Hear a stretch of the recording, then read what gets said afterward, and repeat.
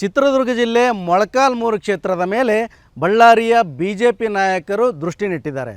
ಇದು ಮತ್ತೊಂದು ರಣರಂಗಕ್ಕೆ ಸಾಕ್ಷಿಯಾಗಲಿದೆಯಾ ಅಂತಕ್ಕಂಥ ಪ್ರಶ್ನೆಯನ್ನು ಮೂಡಿಸಿದೆ.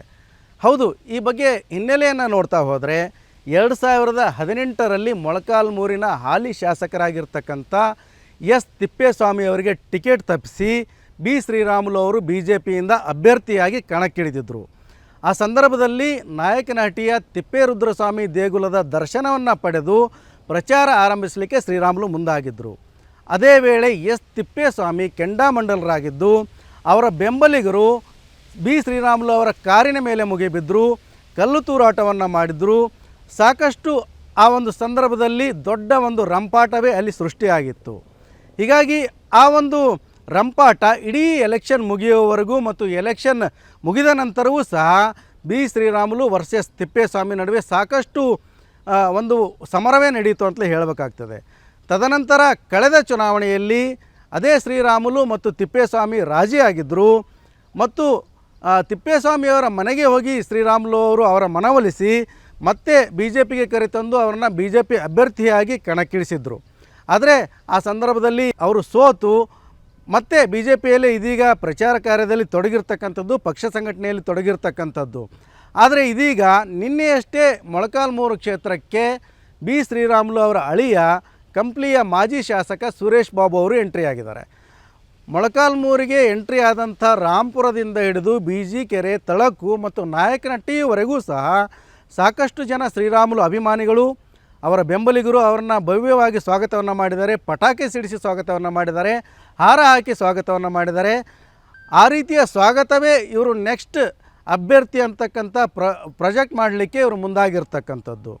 ಈ ಸಂದರ್ಭದಲ್ಲಿ ಏನಂತಂದರೆ ನಾಯಕನಹಟ್ಟಿ ಟೆಂಪಲ್ಗೆ ಭೇಟಿ ನೀಡಿ ಬಳಿಕ ಮಾತನಾಡಿರ್ತಕ್ಕಂಥ ಸುರೇಶ್ ಬಾಬು ಅವರು, ನಾನು ದೇಗುಲ ದರ್ಶನಕ್ಕೆ ಬಂದಿದ್ದೇನೆ, ಇಲ್ಲಿ ಇರ್ತಕ್ಕಂಥ ಅಭಿಮಾನಿಗಳು, ಕಾರ್ಯಕರ್ತರು ನನಗೆ ಆಹ್ವಾನಿಸಿದರು ಅಂತಕ್ಕಂಥ ಮಾತುಗಳನ್ನು ಹೇಳಿದ್ದಾರೆ.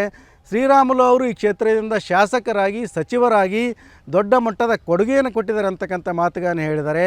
ಜೊತೆಗೆ ಈ ಭಾಗದಲ್ಲಿ ನಾನು ಪಕ್ಷ ಸಂಘಟನೆಯನ್ನು ಮಾಡ್ತೀನಿ ಅಂತಕ್ಕಂಥ ಮಾತುಗಳನ್ನು ಹೇಳುವ ಮೂಲಕ ನಾನು ಅಥವಾ ನನ್ನ ಮಾವ ಶ್ರೀರಾಮುಲು ಈ ಕ್ಷೇತ್ರದಿಂದ ಕಣಕ್ಕಿಳಿತಕ್ಕಂಥ ಸಾಧ್ಯತೆಗಳಿವೆ ಅಂತಕ್ಕಂಥ ಒಂದು ಸೂಕ್ಷ್ಮವಾದ ಸಂದೇಶವನ್ನು ರವಾನಿಸಿದ್ದಾರೆ.